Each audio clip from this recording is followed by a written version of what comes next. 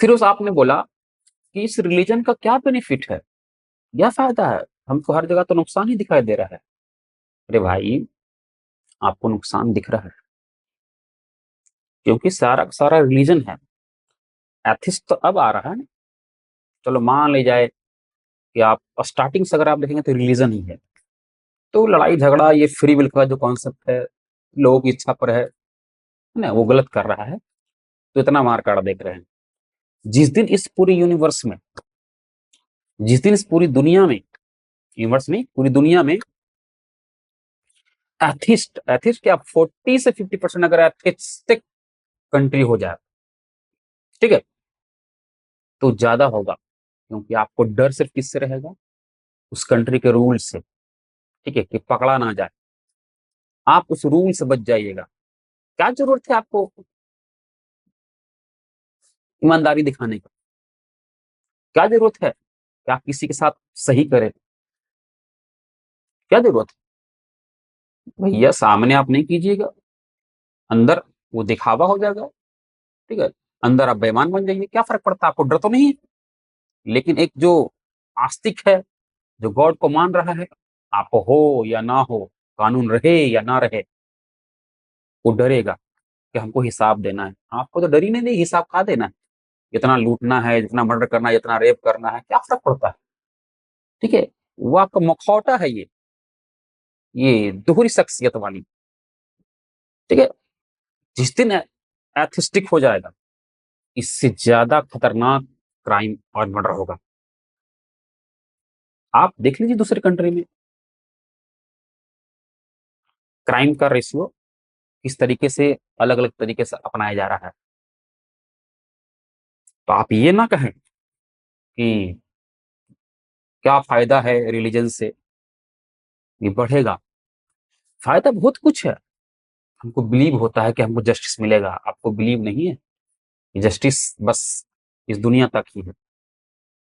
हमको बिलीव है, सुकून मिलता है। ठीक है, मन शांत रहता है। चलो इस जहां में नहीं तो उस जहां में हमको इंसाफ मिलेगा। ठीक है, किसी तरह का अगर इस दुनिया में हमको नुकसान होता है, तो चलो हम बिलीव कर लेते हैं। चलो एक होप होता है कि चलो गॉड ठीक कर देगा आने वाले समय में।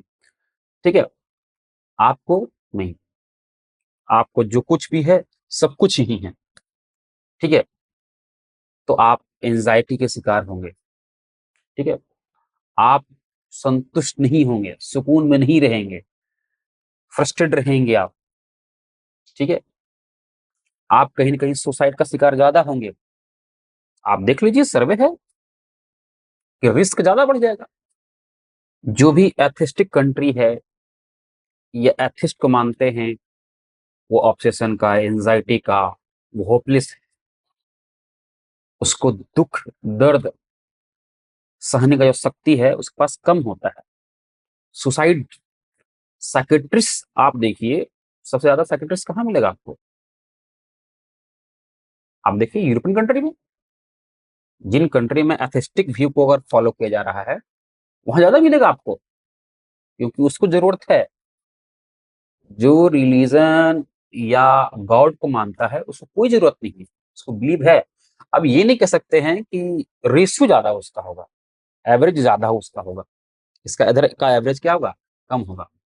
जो गॉड का मानता है उसका कम होगा, एथिस्ट का ज्यादा होगा। ठीक है, ये रिस्क बढ़ जाता है। हमको रिस्क नहीं बढ़ेगा।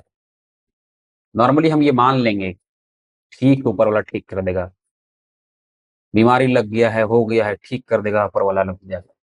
ऐसा नहीं कि दवा नहीं करना है, करना है दवा, ऐसा थोड़ी हम ये कह रहे हैं। बिलीव करते हैं। आपका आप फ्रस्ट्रेट, आप पूरी तरह से पूरी ताकत से बस उस दवाई के इलाज करने में ठीक लगे रहेंगे। आपको विश्वास ही नहीं कि ऊपर वाला कोई है। कोई धोखा दे दे, कोई रिश्ता तोड़ दे, कोई छोड़ के चला जाए, दोस्ती खत्म कर ले, वादा खिलाफी कर ले, आपके लिए सरवाइव करना मुश्किल हो जाएगा। आप स्ट्रगल नहीं कर सकते इन चीजों को लेकर के। आप अकेला पड़ जाएंगे।